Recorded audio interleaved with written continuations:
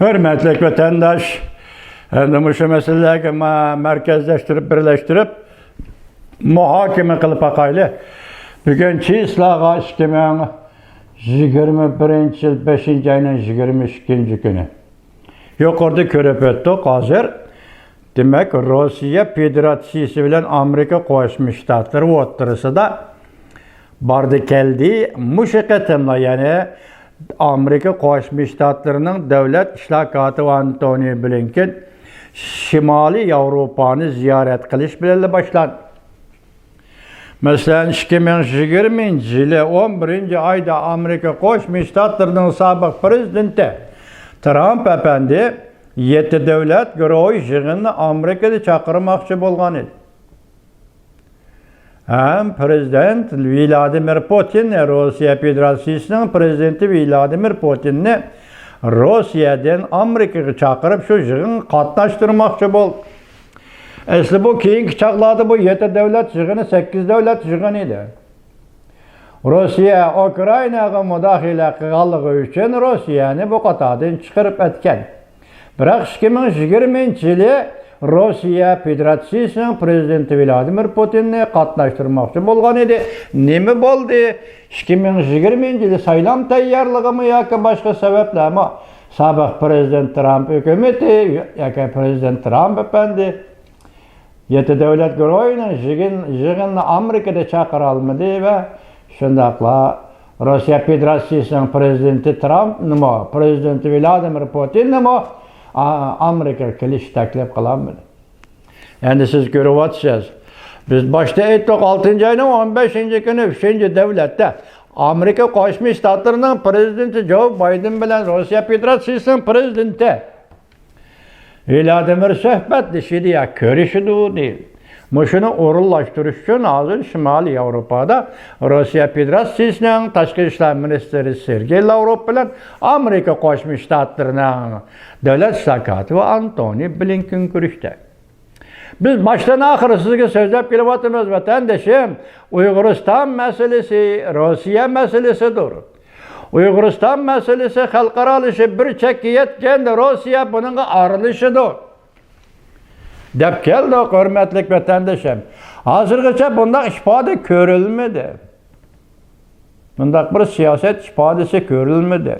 Shuncha voqealar bo'lib ketdi, Rossiyadan bir sado chiqmadi. Lekin qaratmaligini bilgili bo'lmasimi, bevosita Jungoga qaratilgan bir jumla so'zni Rossiya Federasyasıning prezidenti Vladimir Putin 5 ayning 9 kuni Moskvada o'tkazilgan Vatan urushi g'alabasining 76 yilligini xotirlagan harbiy parad so'z nutq so'zlaganda dediki, hozir dunyoda faşizm bosh ko'tardi. Ben buna bevosita bo'lmasimi, vasitlik bo'lsinmi, ismini atamisimi, Jungo partiyasiga, yani Osiyoda bosh ko'targan Jungo partiyasi faşizm, kommunizm, faşizm, kommunizm o'xshash. Hech qanday farqi yo'q. Ikki xil siyosiy tuzum. Demak, faşizm Osiyoda bosh ko'tardi. Bu prezident Vladimir Putinning Jungoga bergan ogohlantirishi edi. Ismini atamay turib berayotgan ogohlantirish. Kelinim sana aytay, kızım sen anla degandek bir gap. Kızım sana aytay, kelinim sen anla degandek bir gap. Kechiringlar. Degandek bir gap. Hozir endi ko'rib o'tdik, boshda dedik, Yevropadagi ittifoqdoshlar bilan qadamni moslashtirish. Osiyodagi ittifoqdoshlar bilan qadamni moslashtirish. Bugunlardan Amerikada ziyarati bo'layotgan Koreyani qaytadan bu sistemaga elib kirish. Lekin Yaponiya Amerika munosabat doirasi, Hindiston, Avstraliya doirasi 4 davlat qatoriga emas. Yani ayrım aldı muamele qilish bilan bu sezgör Koreyani, Çavuşanga munosabatdagi sezgör Koreyani sezgör holatda bir taraf qilish. Başta so'zlab bo'ldik vatandoshlar. Endi buning ichida eng og'ir masala nima bo'ldi? Eng og'ir masala Tayvanga Amerika armiyasi kirib o'rinlashdi. Hozir mushunda ahvol ostida Jungo hukumati nima taraddudsiz, nima tayyorlik qilyapsiz, nima o'ylayapsiz? Bu mening jungdan qo'ygan savolim.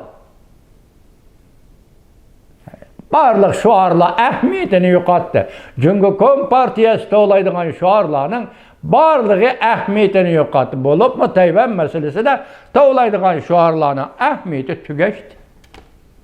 Chunki Amerika armiyasi Tayvanga kirib o'rinlashdi. Alashar. Bugunlarda ikki kundan beri Amerikaning avomat kunlari harbiy parxodlar hozir Tayvan bo'g'izida. Har qanday tahdidga taqobil turishdan şu atrofda faoliyat qilyotidi, harakat qilyotidi vatandosh. Amerika armiyasi Tayvanda, Tayvanning harbiy parxodlar Tayvan bo'g'iz, ya'ni Janubiy dengizda mushiyalarda faoliyat qilyotidi. Qani Junaqay. Qani Jungo Kompartiyasi bu yil 7-oyning 22-kuni, 21-kuni Jungo Kompartiyasi qurilganligining bir asrlik tarixiy xotirasi xotirlaysizlar Junaqay.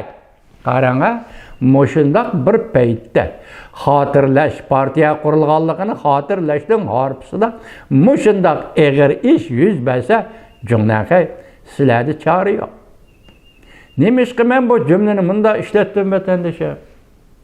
Nemishqa bundaq eg'ir ish masalan Amerika armiyasining askariy qismlari Tayvan kelib o'rinlashdi degan nemishqa bunda eg'ir ish. Chunki Junaqay ish qilamadi. Bu yerdagi birdan bir gap, Amerika Qo'shma Shtatlari hukumati bu maydonda Jungoga urush qilishga yo'l qo'ymaslik. Urush qo'zg'ashga yo'l qo'ymaslik. Jungoning urushparastlik ideyasini mi, Jungoning urushparastlik harakatlarini mi budjet qilib o'tish. Demak, tamamen aytganda Junaqay, sizning hozir urush qilish huquqingizmi yo'q? Urush qilishga jur'atmi yo'q? Urush qiladigan tavakkalchilikmi yo'q? Bu yo'l etik. Amerika boshchiligida G'arb dunyosi bu dunyoni 3-qatim 3-dunyo urushining ichiga so'rab kirishni hargiz xohlamaydi. Junaqay, sizga ochib berilgan yo'l, belgilab berilgan yo'l xaritasi faqat bir tinch yo'l bilan Tibet masalasi, Tayvan masalasi, Hong Kong masalasi, Uyg'uriston masalasini hal qilasiz. Yo'lmi shu? Siz yaqinda o'zingiz shundoq dedingiz, Junaqay, Uyg'uriston masalasini uzul kesil hal qilish. Uzul kesil hal qilish kimning foydasiga? Men dedim shu kuni harbiy bostirish bilan hal qilamsiz yoki tinch yo'l bilan hal qilamsiz? Uyg'urlarning foydasiga, Uyg'urlarning talablari bo'yicha hal qilamsizmi yoki Kompartiyaning boshda aytibdi-ku Xoping. Uyg'uriston masalasi, Hong Kong masalasi, bu masala Jungoning jonijon manfaati. Jungo buningda hargiz yo'l qo'ymaydi. Mümkün emas. Yo'l qo'ymaydi degan so'zning ikkinchi tarafi qarshi tarafi yo'l qo'yadi degan bo'ladi Xoping apandi. Demak, yo'l qo'yish bo'lmasa yo'l qo'ymaslik bo'lmaydi. Yo'l qo'ymaslik bo'lmasa yo'l qo'yish bo'lmaydi. Bu dialektikalik qarim-qarshilik. Dialektikalik tuzilgan jumla bu. Xoping apandi. Bu yerda men deyotgan dialektik, Marksning dialektikasi deb tushunmanglar vatandoshlar, bu dialektika. Germaniya faylasufi Hegelning falsafasi, Hegelning hukmi va Hegel yaratgan kategoriya. Şuna Xoping vaziyat mushakkal tishliq. Siz hozirli Rais Xi Jinping Junaqay, hozir Uyg'uristonda bostiryapsiz, qayta bostiryapsiz. Qilchi o'zgarish isbotinglar yo'q yoki siyosatni o'zgartirish isbotinglar yo'q. Sizlar biroqli bir buyruq bilan butun jazo lagerini bekor qilishinglar, bu jazo lageri so'ladigan Uyg'urlarning va ziyolilarning hammasini to'liq soni bilan qo'yib berishinglar kerak. Ichkari Xitoyga ketgan Uyg'urlarni qaytarib berishinglar kerak. Yo'qotmaysizlar. 21-asrda millat assimilatsiyasi, etnik tozalash, etnik qirish 19-asrda oxirlashdi. 20-asrda oxirlashdi vatandosh. Siz Junaqay bu ishni qila olmaysiz. Bugun ko'rdingizmi? Hartdiz. Amerika Qo'shma Shtatlarida Avom palatasining 2 nafar a'zosi prezident Joe Biden hukumatiga ma'muriyat davlat majlisiga planini Uyg'uristondagi qirg'inchilikni tugutish planining to'g'risida strategik siyosatda davlat majlisiga topshiring dedi. Muhokama qilamiz dedi.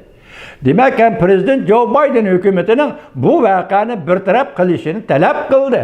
Davlat majlisi talab qildi. Men bosh dedim vatandoshim, tunugungi natija, bugungi natija, ata qanday qildi, o'ng tarafdan nima keldi, so'l tarafdan nima keldi, bularni Hesablı iş bol tamam. Siz dikkat kıladigan mühim nokta Amerika Qo'shma Shtatlar Davlat Majlisining sijilligi, faoliyatining sijilligi. Faoliyatining qat'iyligi va davomiyligi vatandoshlar. Ko'ring, 2 kunda bir kunda bir, 2 kunda bir kunda bir Uyg'ur to'g'risida siyosat Amerika Qo'shma Shtatlar hukumatining Davlat Majlisidan chiqyapti. Qaraganda Jungo pisand qilmaydigandek turdi. Shunda qaramsiz? Yo'q. Jungo hozir o'zining beshiga kelayotgan ishning nima ekanligini allaqachon bilib bo'ldi. Nima qilarini bilmaydi. Men dedim-ku, Janubiy dengiz, Sharqiy dengiz sizga urush qilishga ruxsat yo'q. Tayvanga hujum qilish, o qilish, bu qilish deb keldik, so'zlab keldik. Shundoq aeroplan avatdingiz, lekin Tayvanga hujum qilishga sizga ruxsat yo'q. Jungdan hay bugun Amerika Qo'shma Shtatlarining askariy qismlari Tayvanga kirib o'rinlashdi. Passiv. Xitoy tilida bidon deydi. Bak passiv burunga tushib qoldingiz jungdan hay. Buningda faqat chiqish yo'li yaxshilik, shijoat bilan yaxshilik. Chekinish. Tinch yo'li bilan maslahat qilish.